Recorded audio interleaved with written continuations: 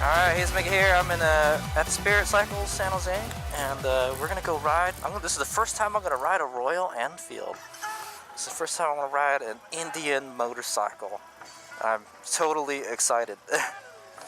So here it is. This is the Royal Enfield Himalayan.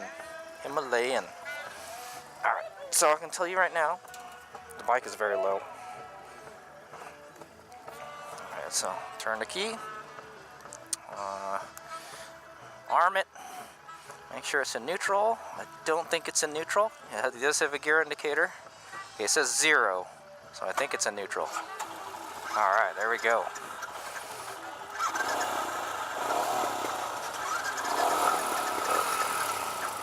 Sweet. I can tell you it has a very low seat height. It's about I can heel foot it. While I'm sitting, I can heel foot it. It's very low. So those of you looking for a small adventure bike that's not very tall, this is the one.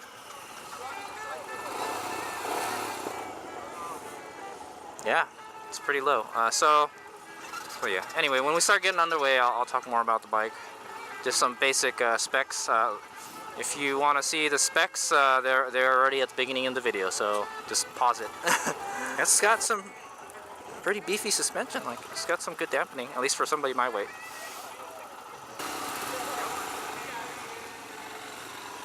Oh, I like it.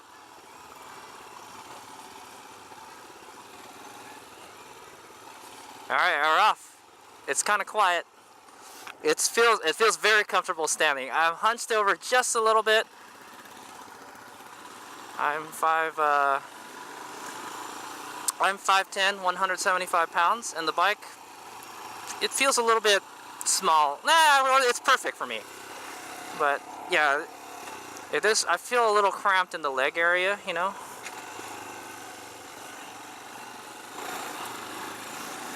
Goes over the bumps nicely, as I would expect from a small adventure bike.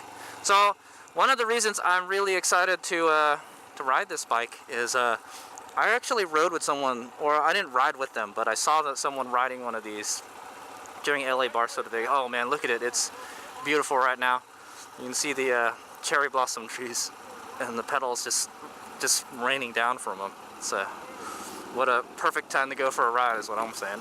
Anyway, yeah, so anyway, since we're stopped, let's go take a look at the gauge cluster. I'm pretty impressed by the build quality so far, I'll tell you that. This is looks like a quality bike, you know, compared to all the other, you know, small adventure bikes that are coming out. Actually, let's talk about the competition for this bike. So the competition would be the Kawasaki, man, what is it again? Versys X300.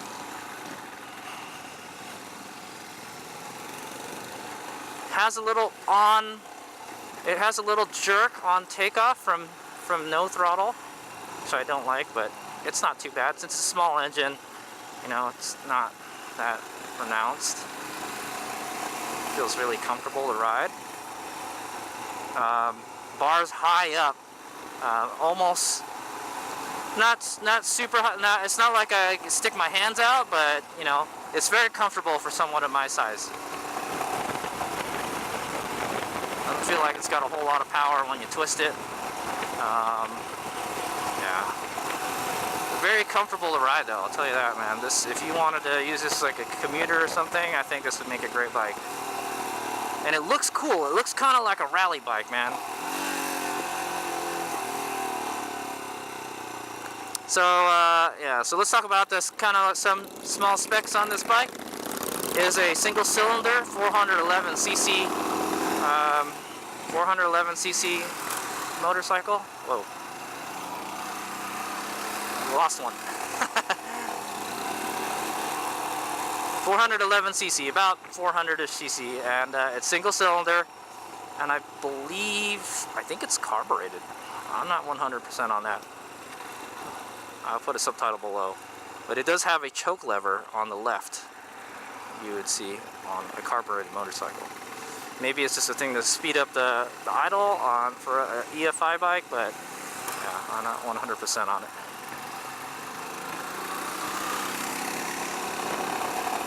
I'm trying to, you know, stay behind this guy, but he keeps on falling back, man. What's going on? Alright, let's see. Let's not punch it since we're slowing down. I'll tell you how it is to downshift. Not bad. I just went down 2. Slip the clutch a little bit. No problem. So let's talk about the gauge cluster since we're stopped here. It's kind of got this, so you got a really big one.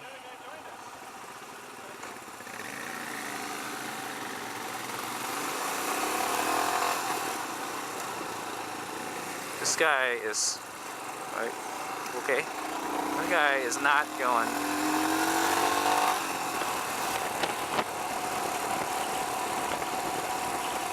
They said no passing, but I'm like, man, that guy is like way back there. I don't want to hold him up.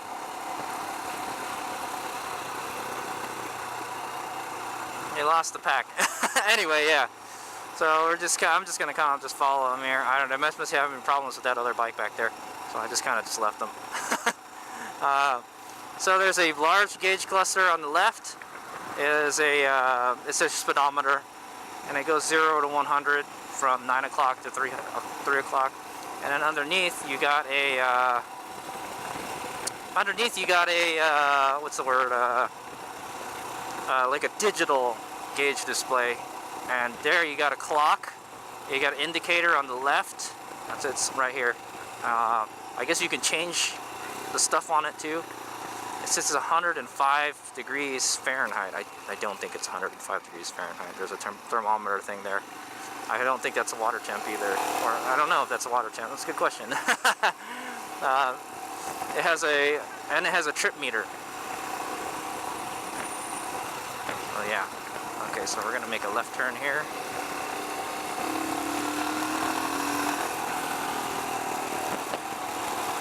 It's got a little bit of get up and go. I do want to try to flog it a little bit. We're doing about 4,500 RPMs, and it's 4,500 RPMs, about 40 miles an hour. It's pretty smooth. It's very comfy to ride, man, I'll tell you that. My knees are a little bit bent, so it's a little bit, you know, I don't know, maybe my knees would hurt after a while, but I think it's okay. Yeah, it's actually really nice. So here's Dry Creek Road. Alright, here we go. I'm going to attack the corner here.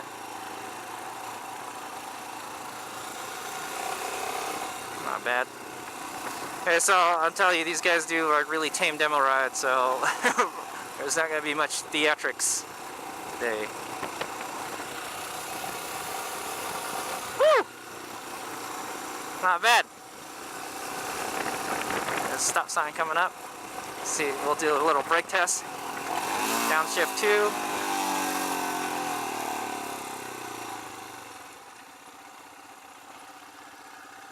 Not bad. Alright, here we go.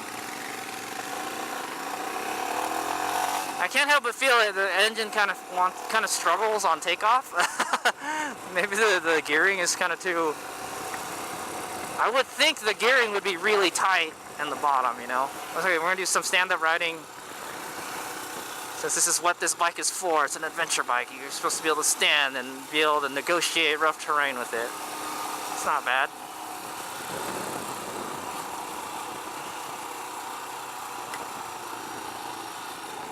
Yeah, it's not bad. I like it.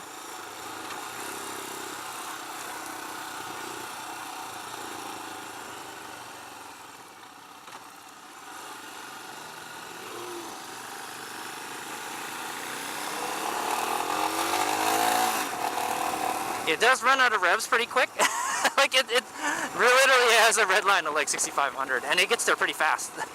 So you run out. It feels like you run out of revs real quick. I wonder how that dude that was riding this on LA Barcelona to Vegas did. I thought he did okay. I don't know, but yeah. It's pretty cool. So we talked about the left gauge cluster. So there's a bunch of like lights in between the 2 gauge clusters on the top. You got like a neutral, like an engine, a blinker, high beam, all that kind of stuff. And then on the right is a tiny little round gauge cluster, and that's your tachometer. It goes from 0 to 9,000 RPM, and then the red line starts at 6,500 and ends at 9,000. So I don't know if you can go past that, but you probably could if you're really flogging it. Yeah, it doesn't have a much of an urgency to take off, you know.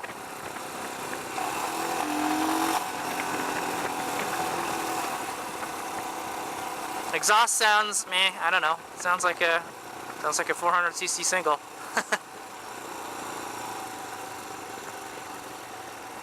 Oh man, just got pelted with a bunch of thing.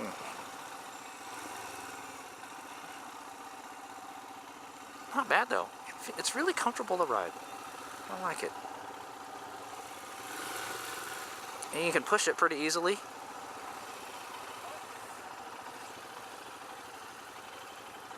Yeah, I like it. It's a nice bike.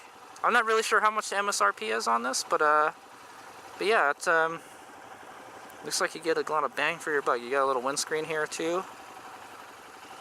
I imagine you can probably get different ones. It looks like you can change the height, or the rake at least. There's a different hole you can move it to.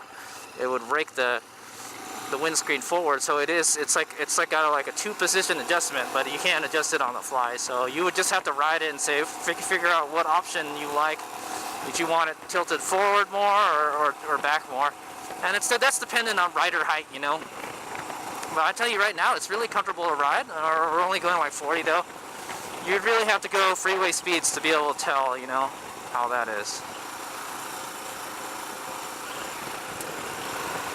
Yeah, not bad. I like it a lot. The mirrors actually work. I can see my shoulders just a little bit. Yeah, the mirrors are actually pretty good. They're a little small. It's a little small and hard to see out of them, but yeah. Just for cruising around the streets so far, it's pretty good, man. It ain't no like a leader bike, you know. You ain't gonna twist it and it's just gonna go take off, but you know, rev it out, be too bad. Single cylinder. So suppose. Oh yeah, okay. I forgot to explain like what the competition for this bike is. So the competition for this bike would be the Kawasaki Versys X300. I have ridden that bike. I like it a lot. That's a twin cylinder though, and it's a 300cc engine from the Ninja. Also, there's the G650, the G310 GS. Oh, I'm gonna stop. Scree! Nice. It's even got a compass. There's a compass on the bottom here. Yeah, there's a compass. Okay, so on the bottom there's a gauge. There's a fuel gauge and a compass. That's kind of cool. The mode button doesn't do anything. It appears to be broken or something. Oh, there we go. The select button changes your trip, average, A and B. Yeah, so that's your trip meters and stuff. I don't know what this mode button does. It seems like it's broken.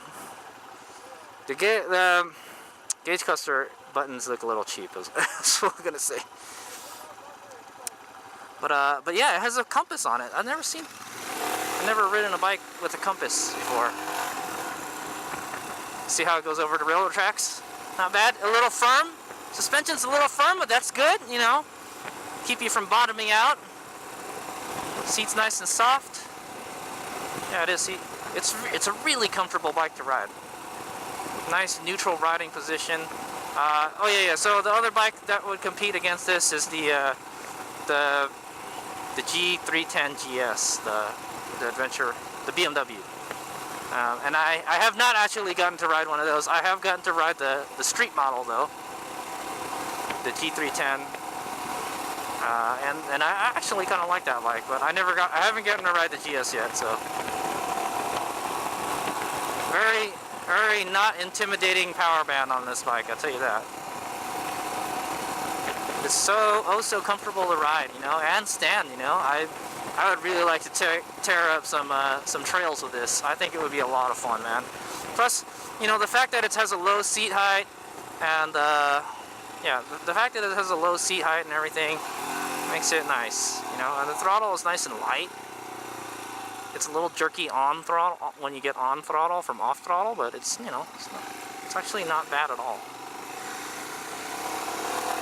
Oh, here we go. We're gonna punch it here.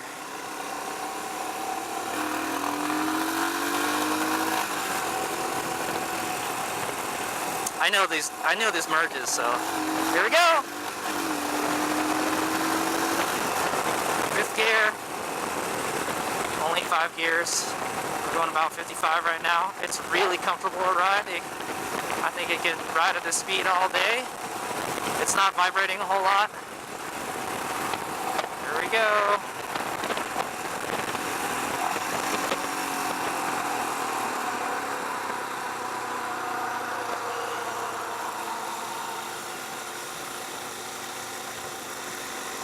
Downshift.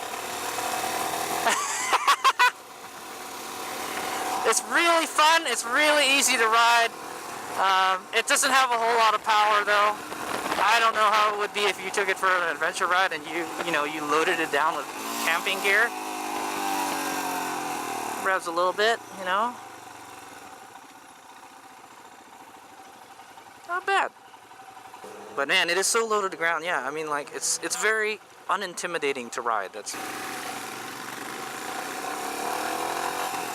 Looks like we lost some guys, but yeah. So that was my ride at the Royal Enfield. Short and sweet. You know, I wish we could have ridden it on some trails like it was meant to be ridden. You know, I think it's a great bike to do some. You know, you can probably do some pretty intermediate trails and stuff with it.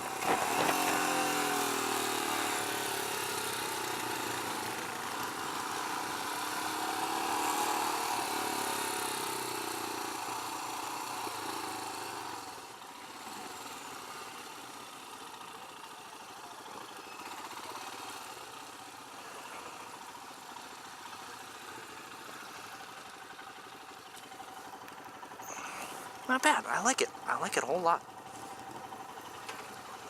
I wouldn't mind getting one of these, man. Alright. 5 speeds. It's even, so it says it's even got a compass on it. I've never seen a bike with a compass before. It's really cool, man. Alright, here's we go. You got some dual piston front caliper, front brakes, and it's got a center stand. Yeah, it's already got center stand already. Passenger pegs. It's got a little rack too. It's not bad. Awesome. Well, I really enjoyed riding it. Specs in the beginning of the video. Man, I know. I actually really liked it. It's just, you know, it didn't have a whole lot of power. It didn't have a whole lot of power. That's the only thing. If you could, like, you know, do some kind of mods on it to get more power out of it, that would be nice. But yeah, man, it's a entry level adventure bike, man. If you want to get into adventure riding, it's got a it does have a 21-inch front, spoke wheels, so it's ready for some, you know, it's ready to go ride some dirt, man. It's got some dual sport tires, probably empty 90s. Skid plate here. I'd imagine you probably want some kind of crash bar for the side of the engine, especially something to protect the side of the thing. It's got crash bars on the side here. It's got this weird dual fender setup. Yeah, I'd imagine like you could probably just take one of them off. I don't know. Yeah, it's got like a skid plate. Yeah, man, it looks like you get a lot of value for your money, depending on how much it is. I don't know how much MSRP is. I forgot to look. Nice. All right, here's we go.